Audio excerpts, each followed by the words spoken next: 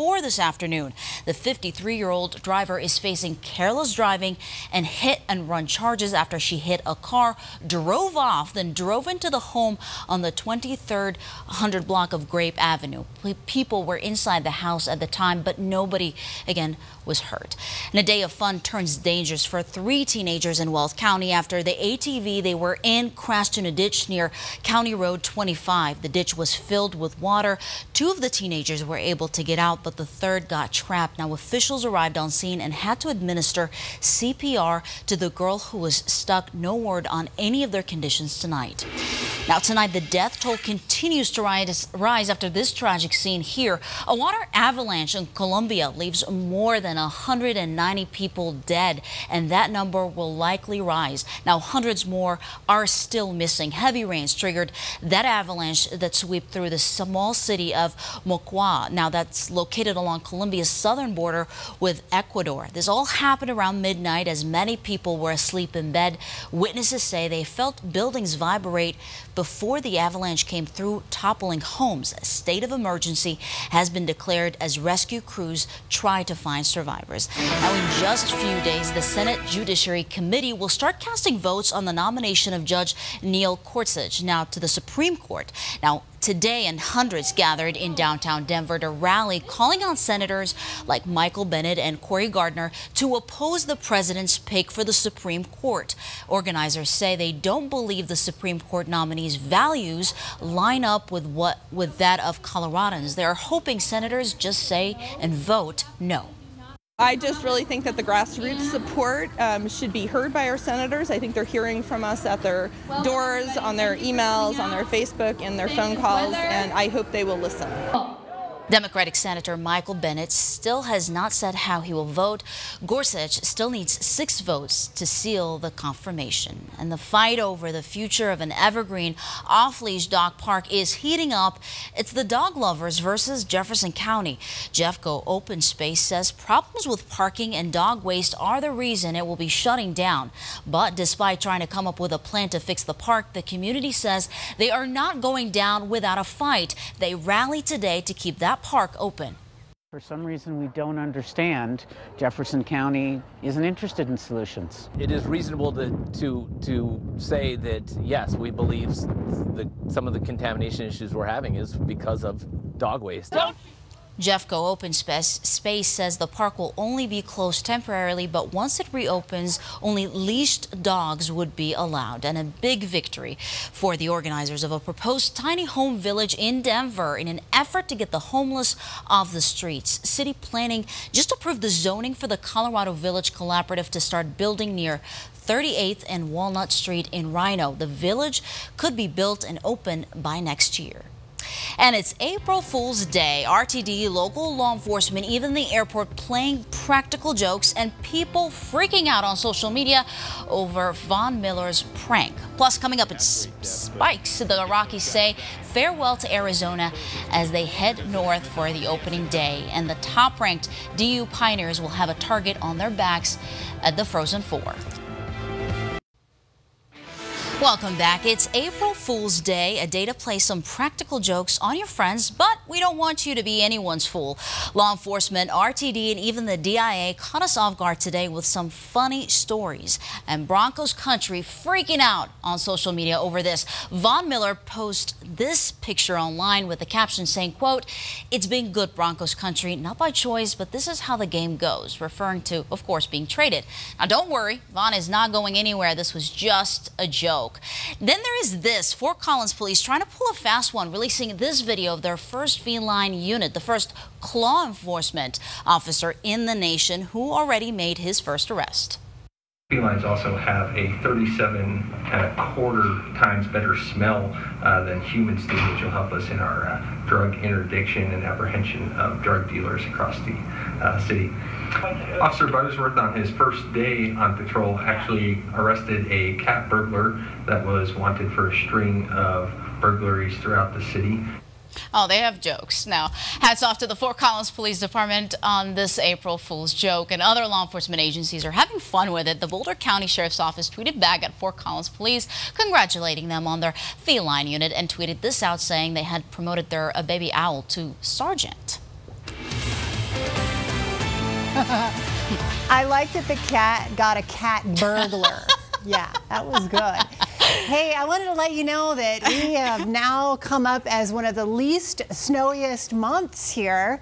I'm not sure what's going on there with that template thing showing up, but we have the least snowiest March showing up here in Colorado for this last month. We only had a trace of snowfall across the area over the month. So this is a look at Loveland Ski Area, and things have really been improving here in the last couple of hours. This is going to look a little bit better here. We only had a trace of snow at DIA, and that ties with 1995 and 2012 for the other least snowiest Marches and the lowest seasonal snow we've had since 1884. And by the way, in March, we should have already had 11 inches of snow, and we only had a trace. So unfortunately, we still have a lot of catching up to do. Now, our view outside looks wonderful here across the Denver area. We have 36 degrees downtown, 35 at DIA, and winds only about 9 miles an hour at this point. So it's going to be warmer tomorrow. Temperatures right around 60 degrees with sunny skies, and rain showing up on Monday. Another cold front headed this way, and another snowstorm predicted for Tuesday. So basically the same setup as what we just had in the last 24 hours. Now the track of this storm system is all important, but in the meantime, we'll have sunshine showing up tomorrow with highs right around 60 degrees. We'll have a quiet evening in store tonight as we've dried things out a little bit. High pressure settling in for the next 24 hours, and it'll be pretty quiet. Now, as you see here for our futurecast tomorrow in the morning, just some cloud cover across the eastern plains. Very quiet throughout the day. By 2 o'clock, we'll start to see an increase in moisture here for the northern and central mountains. So some light to moderate snowfall showing up there.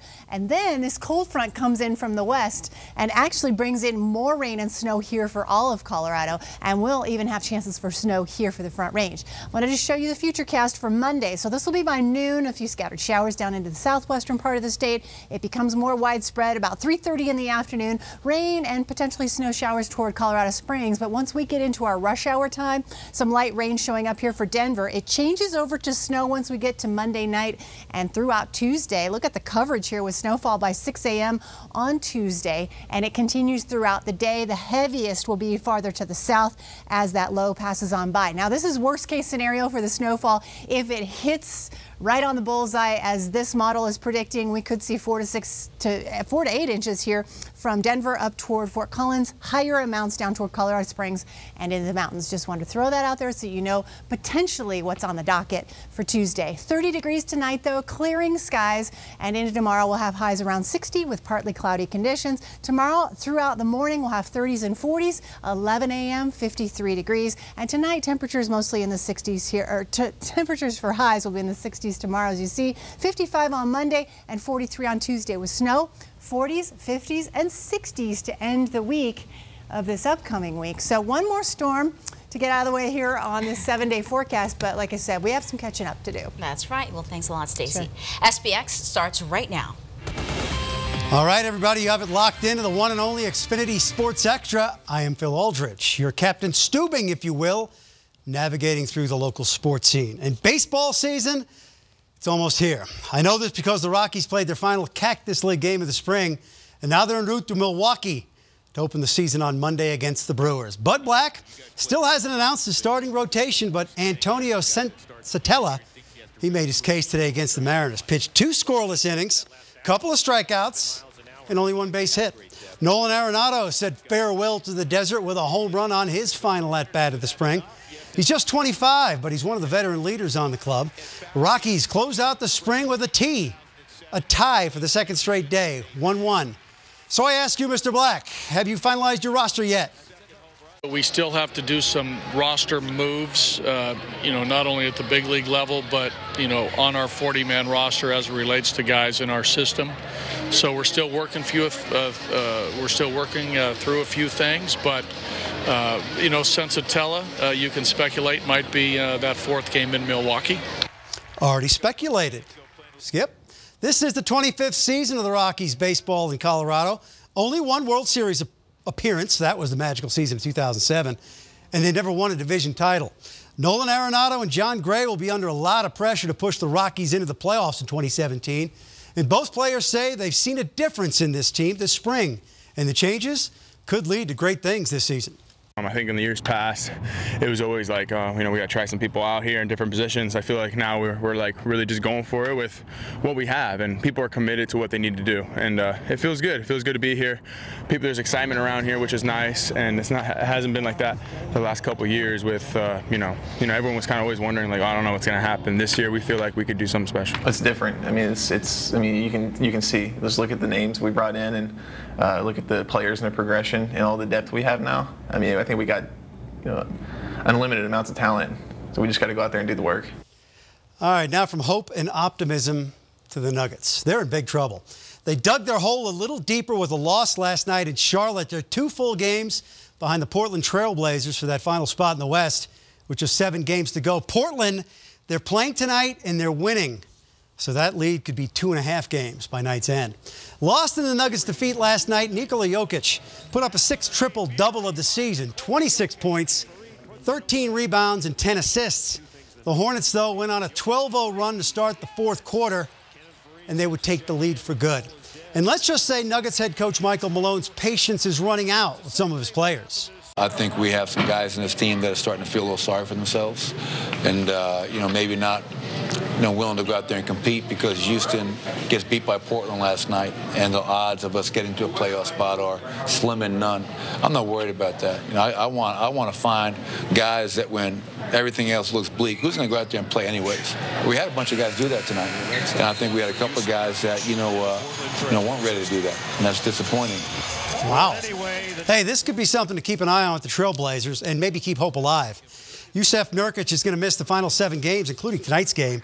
He has a non-displaced fibular fracture of his right leg. Translation, it's a broken leg. Bad news for Nurkic, but it could be good news for the Nuggets and their very, very, very faint playoff hopes. All right, the NFL owners' meetings wrapped up last week in Phoenix. And Denver 7 Broncos insider Troy Rank was there, mostly for the parties. Oh, and he also got a one-on-one with the head coach, Vance Joseph. You've told me you didn't think the offense was perhaps as bad as people projected to be. Right. Where are you with that regarding the quarterbacks and obviously the speculation of one certain veteran that's out there? Well, the more I watch those 2 young kids, the more comfortable I get. Okay, the more time I spend around them, the more comfortable I get. Their teammates believe in them. Trevor is a bright guy. He plays the game the right way. Paxton's a first-round pick for a reason. He's a tall guy with a big arm. He can move, he can run, he can scramble, he can create plays with his legs. So, honestly, I'm in a good place with those 2 kids. The draft, you're going to be knee-deep, I imagine, when you get back from here. Yeah, sure. Do you enjoy that part as a head coach, diving into the draft and looking at the players? I do enjoy it.